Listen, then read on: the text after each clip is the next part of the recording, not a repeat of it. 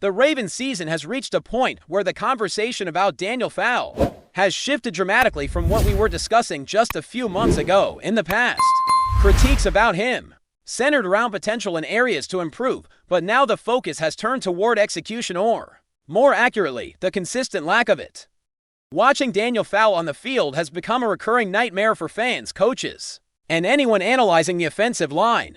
It's no longer a matter of adjusting technique or giving him another chance. The experiment has been tried, and the results are painfully clear. Daniel Fowl's performance has been consistently poor, and week after week, the mistakes pile up in a way that affects the entire offense. The blame can't solely rest on his shoulders anymore, because the coaching staff continues to put him out there. Despite the glaring errors, raising serious questions about their decision-making, the frustration extends beyond the fans. Lamar Jackson's own exasperation has been evident, even when not directly criticizing any player. In post-game interviews, he openly acknowledged his frustration, particularly highlighting games that, in his view, should not have been losses. Watching plays where Fowl is repeatedly beaten, sometimes by defenders who are significantly smaller or faster, leaves you questioning what the coaching staff sees that the rest of us do not.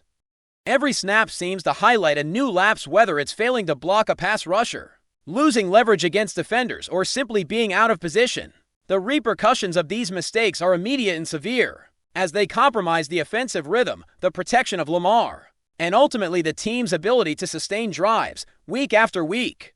The tape tells the same story. Emory Jones and Andrew Voorhees have been rotated in, but the adjustments have not addressed the underlying problem. Voorhees himself has struggled, showing that the line has fundamental issues that go beyond a single player. The larger issue lies in the lack of decisive action from the coaching staff. Repeatedly watching the same mistakes and continuing to field the same players suggests either a fear of change or a lack of viable alternatives, but at some point, sticking with a struggling player becomes indefensible. The offensive line has become a glaring weakness, overshadowing strengths elsewhere on the roster and putting Lamar in precarious situations that no quarterback should face repeatedly. It's not just about individual errors. It's about consistency and the ability to execute at the professional level. Daniel Fowl's inability to perform has been documented with brutal clarity by performance grading systems, which show him at the bottom of the team in both run blocking and pass protection. Comparisons to his teammates only reinforce the severity of the issue, as even players with off days have shown more competence than Fowl. These metrics aren't just numbers, they reflect a reality that fans witness on the field every Sunday.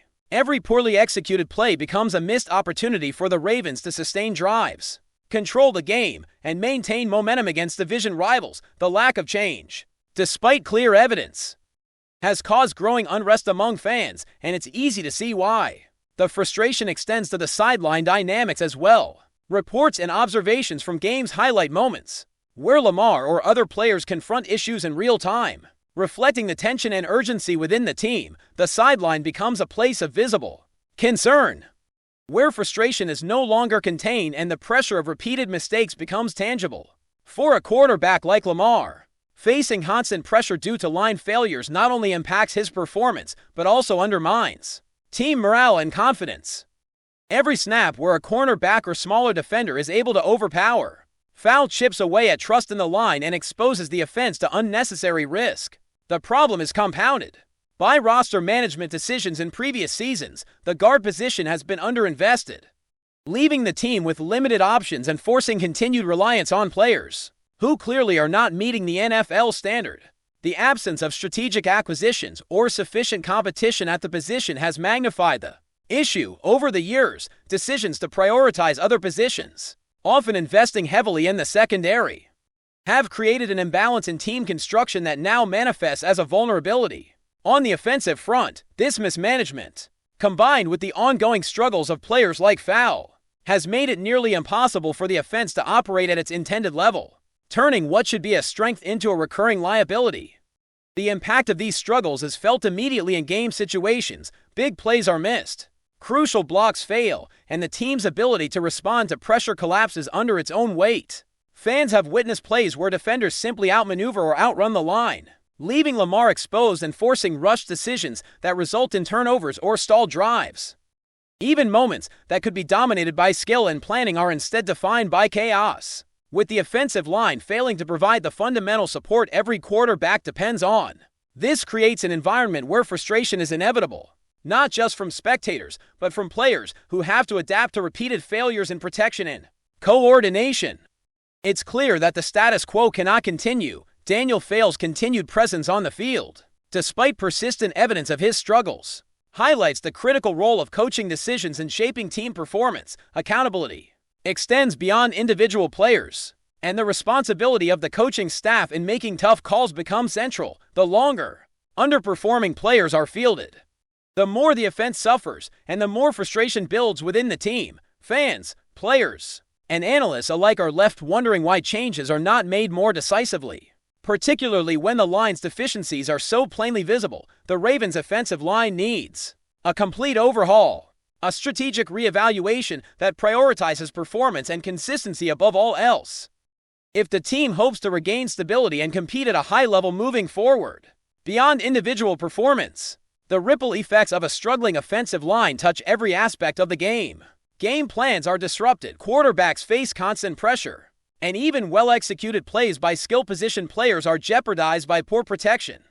It is a problem that compounds week after week, creating a cycle of frustration that extends from the field to the fans in the stands. When a team's line fails to perform, it is not merely a positional weakness, it becomes an organizational challenge that requires decisive intervention, whether through roster changes, tactical adjustments, or a reassessment of coaching philosophy. The events of recent games, particularly against division rivals, underscore just how critical these issues have become. The inability to protect the quarterback, sustain drives, and maintain offensive rhythm directly contributes to losses, even when the rest of the team performs adequately. Missed blocks and poor execution on the line translate into missed opportunities, whether in scoring or maintaining control of the game. For a team with championship aspiration, these shortcomings are not minor, they are season-defining. The Ravens' struggles at guard highlight the consequences of leaving such a pivotal position underdeveloped and underutilized, emphasizing the need for comprehensive reform and a willingness to make bold moves that prioritize team success over individual player attachment. Every week, fans witness the tangible impact of these decisions on the field. The offensive line's struggles are no longer an abstract critique. They are visible in every breakdown, every missed assignment, and every play where defenders penetrate freely into the backfield. This consistency and failure is not a matter of bad luck or isolated incidents. It is a systemic issue that demands attention and decisive action. As frustration mounts on the sideline and in post-game discussions, the call for change grows louder, reflecting the broader understanding that the current approach is unsustainable. The Ravens must confront the reality of their offensive line deficiencies if they hope to reclaim stability, competitiveness, and the confidence of both players and fans. As the Ravens continue to navigate this difficult stretch of the season, the focus shifts from individual failures to broader structural issues, particularly the role of coaching decisions and the overall strategy in maintaining a competitive offense. When you watch the games unfold, it becomes painfully clear that the offensive line, particularly the guard position, has been a weak link for far too long. Daniel Fales' struggles on the field are undeniable, but what's even more concerning is the persistence with which the coaching staff continues to put him in positions where mistakes are almost guaranteed. The problem is no longer just about talent or potential, it's about pattern recognition, accountability, and the willingness to make difficult but necessary changes. The Ravens have a roster capable of competing at a high level, yet repeated lapses in execution prevent the team from realizing that potential. Lamar Jackson, the centerpiece of this offense, has faced pressure that no quarterback should endure week after week. Watching him navigate through collapsing pockets, evading defenders who are routinely beating the line, and trying to salvage broken plays, it becomes evident that the offensive line's failures directly impact the team's ability to compete. His post-game frustration is justified, and it's not just emotional, it's strategic. When your protection breaks down on nearly every snap, it becomes impossible to execute game plans effectively, and even the most talented skilled players are put at a disadvantage. This is a critical concern because it affects not only the team's performance on any given Sunday, but also long-term morale and the trust players place in their coaches and teammates. The offensive line's instability extends beyond a single player or a single game. When you examine The metrics, the grades, and the consistent on-field performance, a troubling pattern emerges.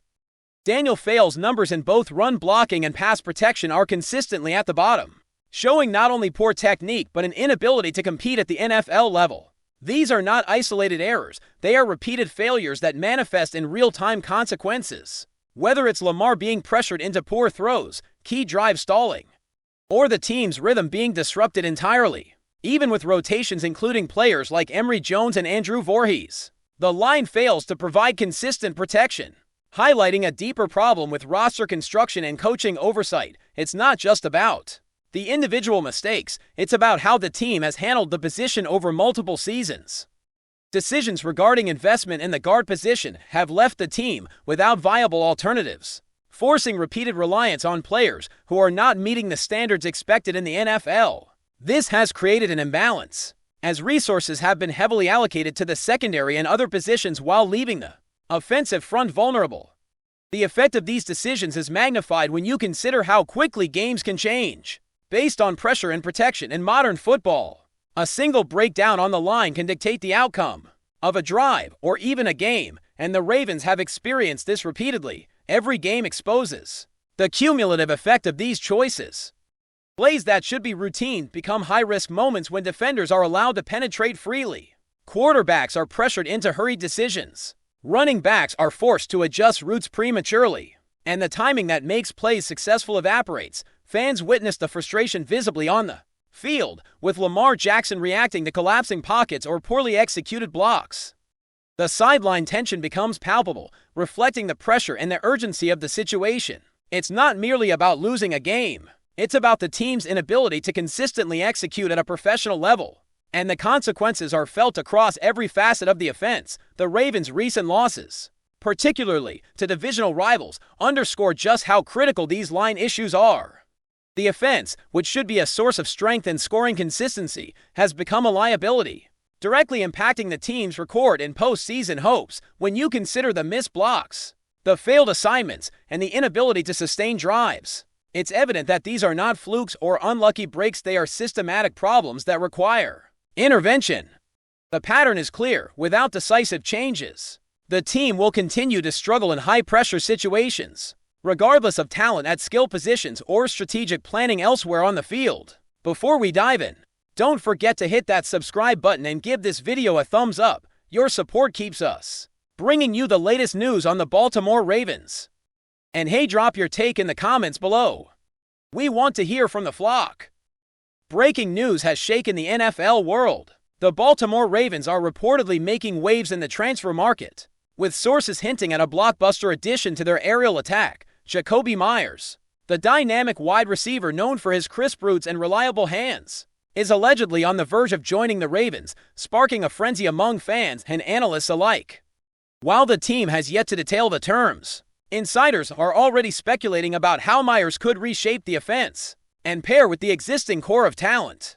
Whispers from inside the league suggest that this move could signal a new era for Baltimore's passing game, long dominated by a balanced but sometimes conservative approach. Meyers, who has consistently impressed with his ability to find open spaces and make clutch catches, would bring a much-needed spark and versatility. Observers are already imagining the chemistry he might develop with the Ravens quarterback, speculating on the ways his precise route running could stretch defenses and open up the field for others. Social media has been ablaze with reactions as fans debate whether Meyers' arrival will finally give the Ravens the deep threat presence they've been missing. Pundits are weighing in, suggesting that this acquisition, if confirmed, could be a game-changer not only in terms of raw stats, but also in altering defensive schemes. Around the league, the buzz is palpable. Analysts are predicting highlight reel moments, explosive plays, and a completely new dimension to Baltimore's offensive identity. Of course, the team has been characteristically tight-lipped, neither confirming nor denying the rumors, which only fuels the speculation. Behind the scenes, league insiders hint at a flurry of meetings, phone calls, and last-minute negotiations, suggesting the deal could come together quickly or unravel just as suddenly. Meanwhile, fan forums and sports shows are lit with debates over how Meyers will fit in, whether he will immediately start, and how his presence might influence future draft strategies or offensive plans. For now, Ravens supporters are in a state of anticipation, Imagining a season where JAKOBI Meyers' name echoes through the stadium with every electrifying reception. If the rumors hold true, the city of Baltimore might just be witnessing the dawn of an entirely new offensive chapter. The excitement is undeniable, the speculation relentless, and the sports world watches eagerly. Could Meyers be the missing link in Baltimore's quest for aerial supremacy? That's it for this update. If you enjoyed the video and want to stay in the loop with exclusive news on our Baltimore Ravens, make sure to subscribe and hit that like button. We'd love to hear what the flock thinks. Drop your thoughts in the comments.